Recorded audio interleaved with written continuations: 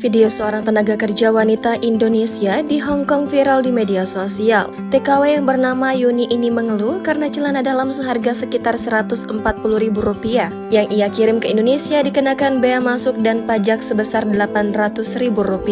Yuni mengaku heran dengan tarif bea masuk dan pajak yang dikenakan tersebut. Pasalnya dirinya juga mengirim barang serupa ke Jakarta dan hanya dikenakan tarif bea masuk dan pajak sebesar Rp40.000. Atas kejadian tersebut, Yuni mempertanyakan aspek perlindungan yang diberikan pemerintah terhadap TKW. Dengan tarif bea masuk dan pajak yang lebih besar, ia mempersilahkan bea cukai untuk mengambil barangnya saja. Menanggapi keramaian tersebut, staf khusus Menteri Keuangan Justinus Prastowo mengatakan kejadian tersebut telah diselesaikan. Bea Cukai Juanda dan PT Pos Indonesia disebut telah berkomunikasi dengan Yuni dan penerima barang.